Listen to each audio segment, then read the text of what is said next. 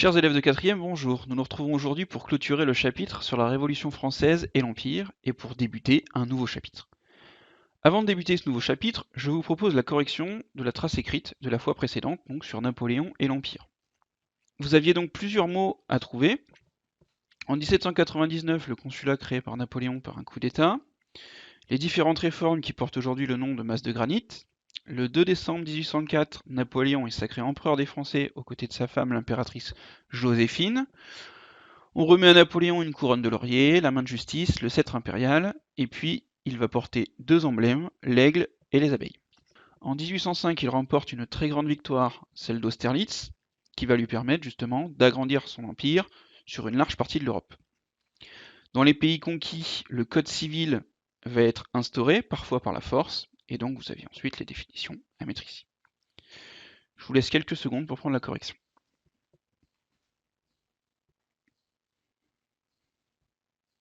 Ainsi, nous allons donc quitter l'histoire politique pour l'instant, puisque nous nous sommes arrêtés en 1815 avec la fin du Premier Empire, et vous le voyez après, des rois de France donc vont reprendre le pouvoir en France progressivement.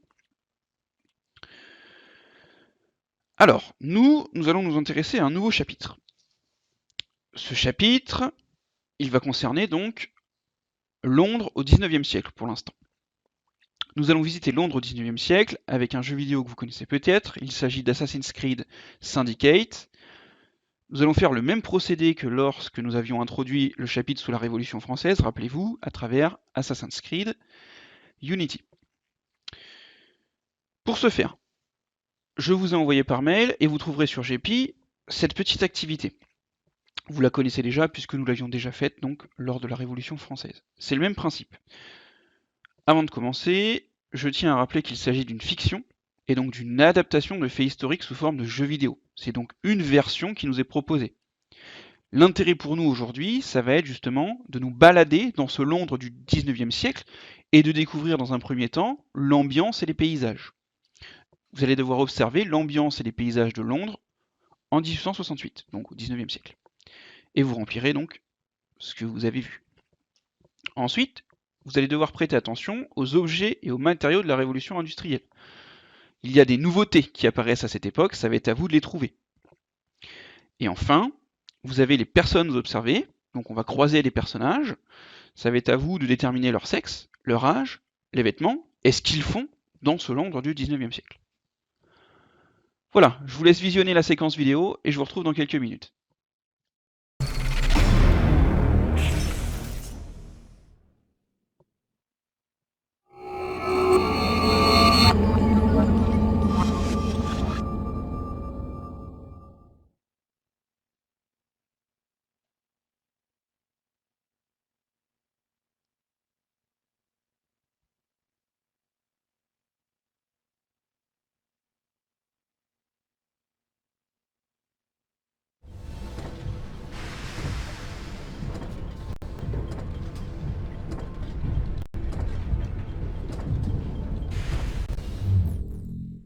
Nous allons donc observer le Londres du 19e siècle à travers Assassin's Creed Syndicate.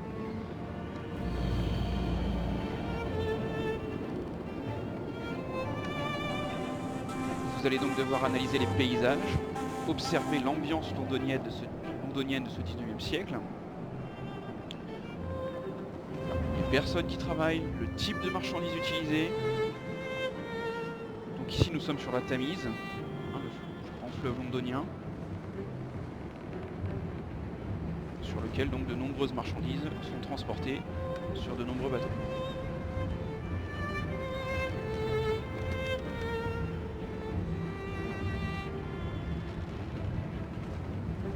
Vous voyez ces paysages industriels.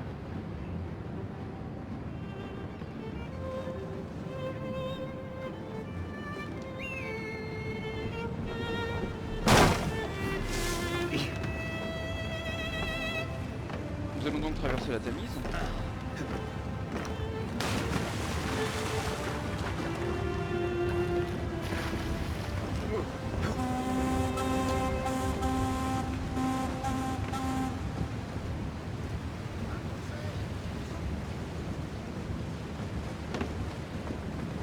Observez bien les décors.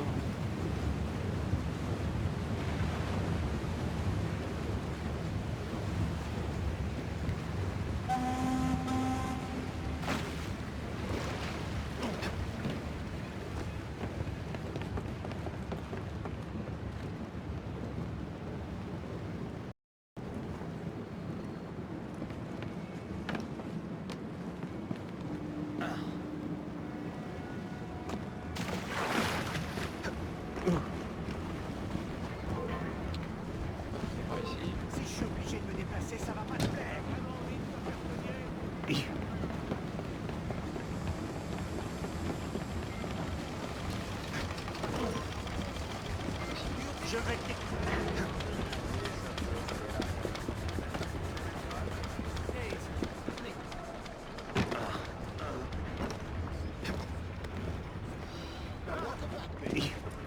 nous voilà sur les quais. On trouve toutes les grandes usines. Vous pouvez les reconnaître avec les grandes cheminées.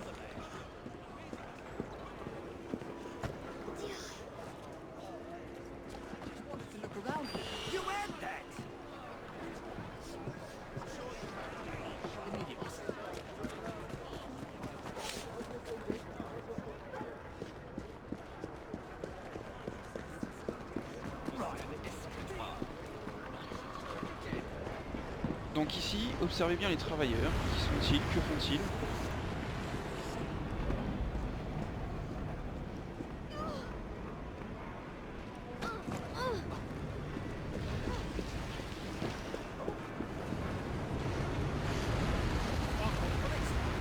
Quel âge ont-ils aussi?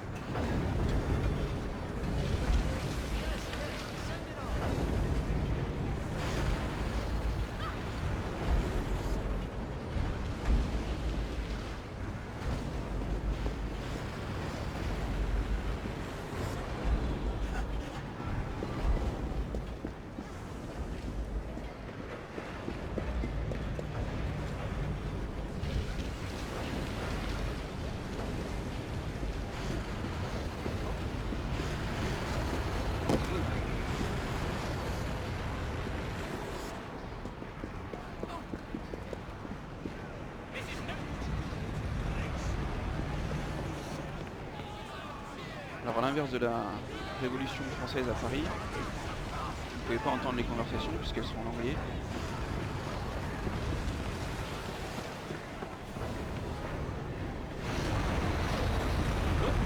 Regardez les tenues vestimentaires également.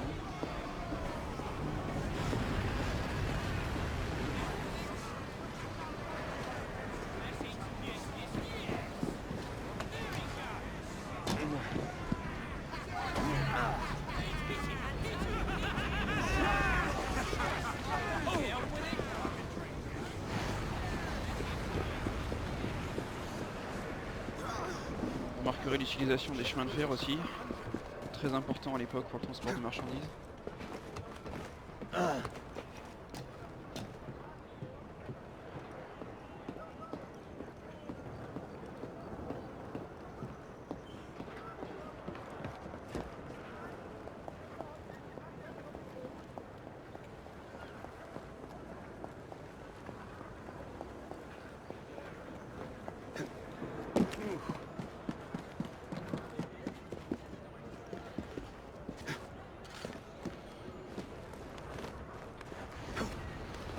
Alors pourquoi je grimpe? Eh bien tout simplement pour vous montrer un point de vue encore en hauteur.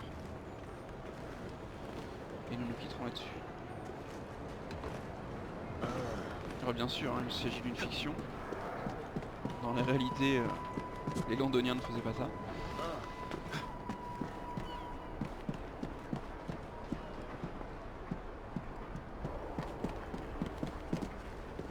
C'est peut-être un peu loin ça.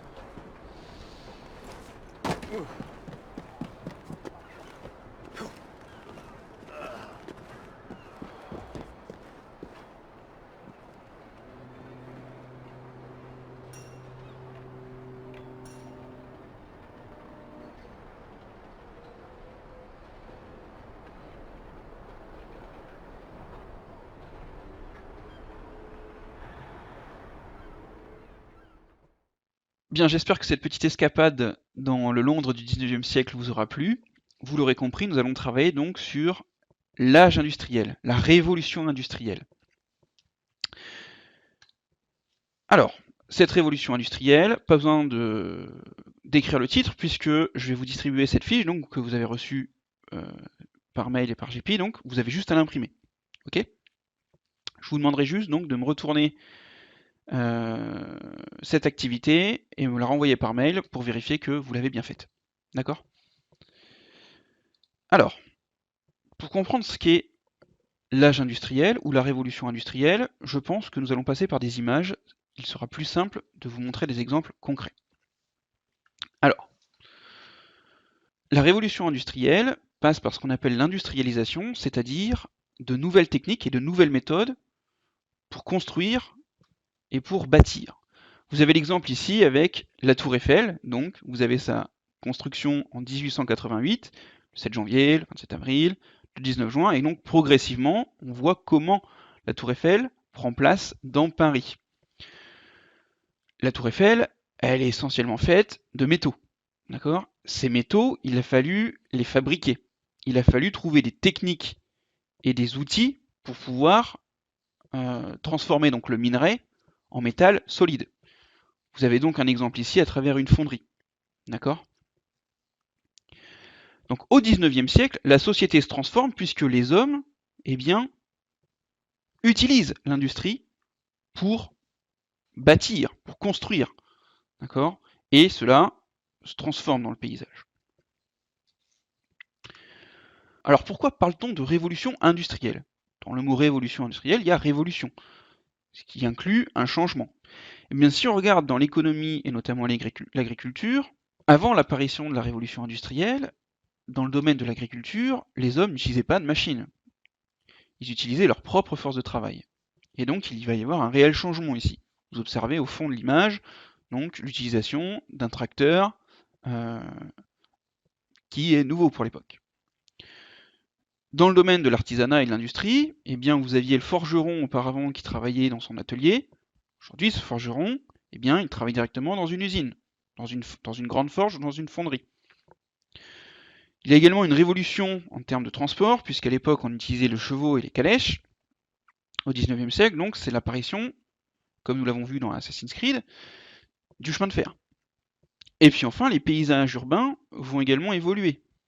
On l'a vu dans Londres, il y a des grandes cheminées qui sont érigées et donc qui crachent de la fumée lorsque les hommes travaillent. Ainsi, je vous propose d'introduire le sujet. L'introduction est déjà écrite sur votre activité, il vous suffit de la compléter. On vous demande de trouver le siècle que nous venons d'étudier. On vous demande la ville que vous avez parcourue. On vous demande comment s'appelle ce grand âge industriel. Et puis donc ensuite, vous avez les définitions. Alors, je voulais juste la fin de l'introduction. On était au Royaume-Uni, c'est le premier pays qui s'est industrialisé. Et puis progressivement, la France, l'Allemagne et puis les pays d'Europe s'industrialisent à leur tour. Ces pays, quand ils s'industrialisent, ils vont former une nouvelle société. Il y a des gens qui vont être à la tête de grandes usines, de grands complexes industriels, et c'est ce qu'on appellera le capitalisme. C'est le système dans lequel les finances commencent à se mêler au monde industriel. Voilà, donc pour rappel, vous devez compléter ce petit cadre à l'aide du jeu Assassin's Creed Syndicate, et puis donc compléter l'introduction. Je vous souhaite bon courage et je vous dis à jeudi pour la suite.